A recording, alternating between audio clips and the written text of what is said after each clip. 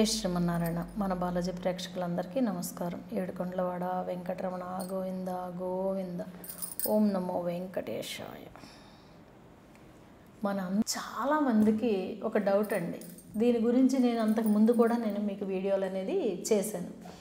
ఏంటి అంటే ఎన్నో పూజలు చేస్తున్నాం, ఎన్నో నోములు నోచుకుంటున్నాం, ఎన్నో గుళ్ళు తిరుగుతున్నాం. కానీ మాకు ఎందుకమ్మా పుణ్యం రావట్లేదు, ఎందుకమ్మా ఫలితం అనేది లేదు, మేము ఎంత కష్టపడ్డానో అక్కడే మేము కొట్టుకుంటున్నాము, ఏంటమ్మా అనేసి అడుగుతున్నారు. దానికి ఏంటన్నది మీకు నేను చెప్తానండి.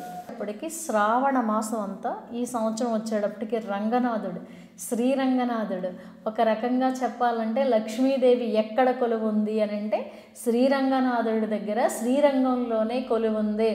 శ్రీరంగనాథుడిని గనక సేవించిన వాళ్ళకి లక్ష్మీదేవి అసలు లోటు లేకుండా ఉంచుద్దంటండి. అందు గురించి అందులోనూ గోదాదేవి కాయిన్ మనకు ఉంది కాబట్టి రంగనాథుడిని కూడా మనం తెచ్చుకుంటున్నాం. ఈ సంవత్సరం వచ్చేటప్పటికి 5 గ్రాముల రంగనాథుడి కాయిన్ మీ అందరికీ నేను ఇవ్వడం అనేది జరుగుతుంది.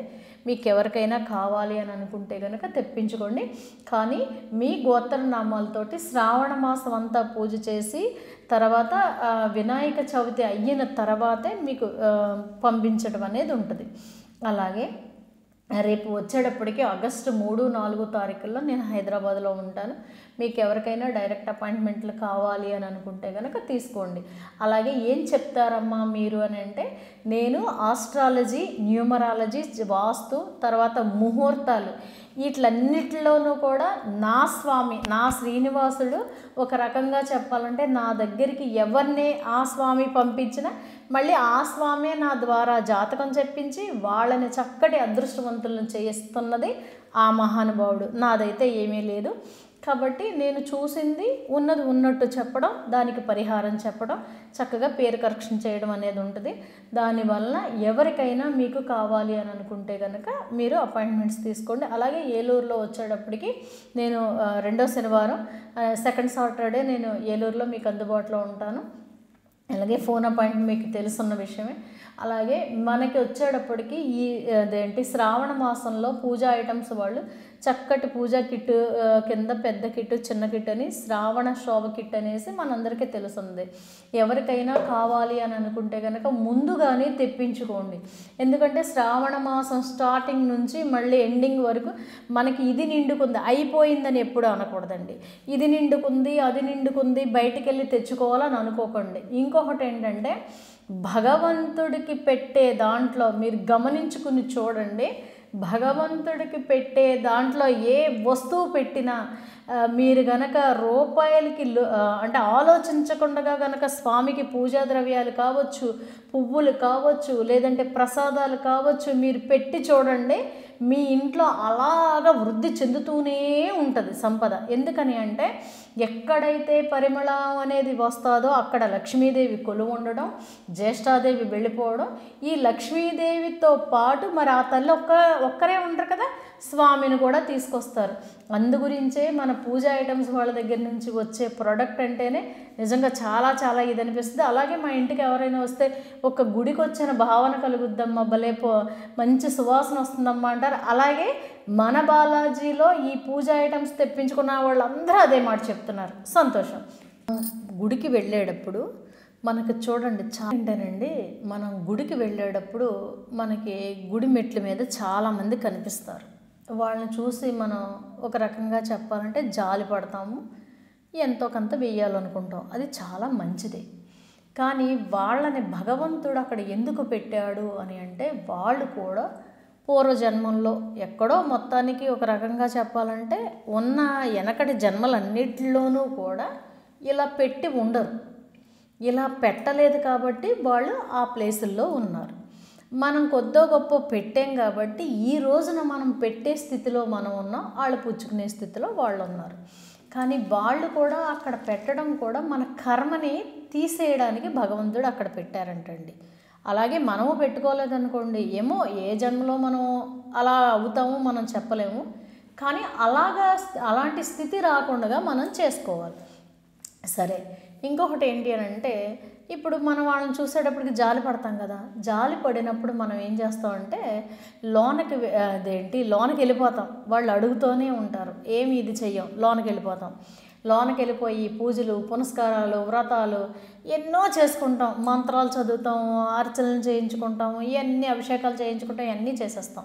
చేసేసి చక్కగా మనం బయటికి తాయితీయగా వస్తూ అప్పుడు వీళ్ళందరూ కనిపించారు కదా, అప్పుడు వీళ్ళని అంటే వెళ్ళేటప్పుడు కంగారుగా వెళ్ళిపోతాం, వచ్చేటప్పుడు వీళ్ళందరూ కనిపించేటప్పటికి మన జేబులో తీసి కొంచెం వేసుకుంటూ వెళ్ళిపోతాం కదండి. ఇది తప్పు. ఎందుకు తప్పు అని అంటే, మీరు లోనకి వెళ్ళి భగవంతుణ్ణి సేవించుకుని ఆ స్వామి ఇచ్చింది, ఒరే నువ్వు వచ్చావా, ఎన్నాళ్ళు అయ్యింది నువ్వు వచ్చావా, ఈ కష్టాలు నీకు ఉన్నాయిరా, సరే నువ్వు ఇంత మంత్రజపం చేసావు, నన్ను ఇంత ఇదిగా వేడుకుంటున్నావు, నా దగ్గర ఈ పూజ చేసుకున్నావు, నాకు ఈ ప్రదక్షిణాలు చేసావు, కాబట్టి సర్లేరా కొంత కర్మం తొలగిస్తాను, కొంత పుణ్యాన్ని నీకు ఇస్తాను, నువ్వు వెళ్ళరా అనేసి భగవంతుడు మనల్ని పంపిస్తాడు. మనం ఏం చేస్తాం, బయటకు వస్తూనే పాపం వీళ్ళని చూసి జాలిపడి మనం వేసుకుంటూ వెళ్ళిపోతాం.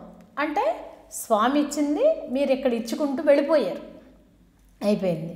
అప్పుడు మనం ఎన్ని పూజలు చేసినా, ఎన్ని నోములు నోచినా, ఎన్ని వ్రతాలు చేసినా మనకి ఫలితం రాదు. ఇది గుర్తుంచుకోండి.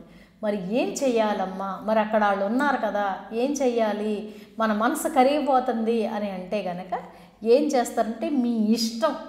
మీరు వెళ్ళేటప్పుడు ఎంతైనా దానం చేసుకోండి, 100 చేస్తారా, 1000 చేస్తారా, లక్షలు చేస్తారా అన్నది మీ ఇష్టం. వెళ్ళేటప్పుడు చేయండి, వచ్చేటప్పుడు కనీసం ఒక 10 పైసలు కూడా మీరు చేయకండి. ఇలా వెళ్ళేటప్పుడు కనుక మీరు ఎంతమందికి అయితే ఇవ్వాలనుకుంటే అంతమందికి ఇచ్చుకుంటూ, ఆ ఇచ్చుకునేది కూడా కృష్ణార్పణం మనది కాదు, మనకి ఇచ్చిందే ఆయన. కాబట్టి మనం వేసేటప్పుడు కూడా ఈ వేసే రూపాయికి వచ్చే ఫలితం కూడా ఆయనకే ఇవ్వాలి. అప్పుడు ఆయన ఏమనుకుంటాడు, అయ్యో ఈడిపిచ్చాడు అంటే భగవంతుడిని మనం ఇక్కడ ఒక రకంగా చెప్పాలంటే మోసం చేస్తున్నట్టే.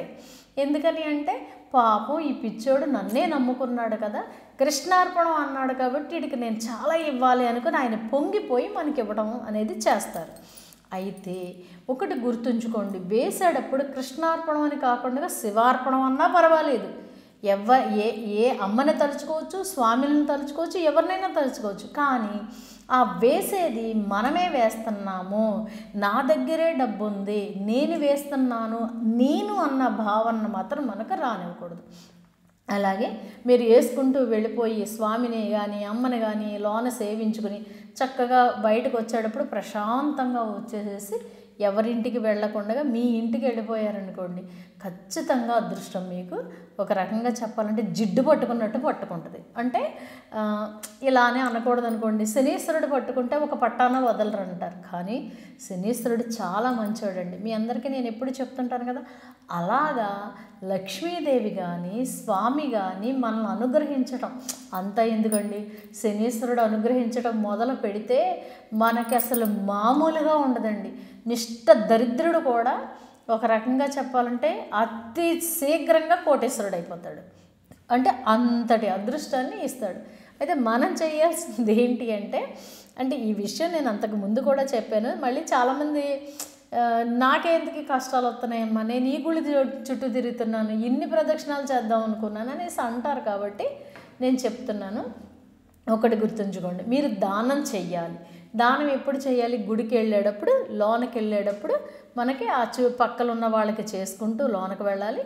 తర్వాత స్వామి దర్శనం చేసుకుని వచ్చేసేటప్పుడు మనం ఎవ్వరికీ రూపాయి ఇవ్వకుండా రావాలి. ఇది ఒక్కటి గుర్తుపెట్టుకోండి, మీ పుణ్యం అంతా మీ దగ్గరే ఉంటుంది, ఇంకా రెట్టింపు అవుతుంది. కాబట్టి ప్రతి ఒక్కళ్ళ జీవితంలోనూ కూడా మీకు పుణ్యము రావాలి, అలాగే సంపదలో రావాలి.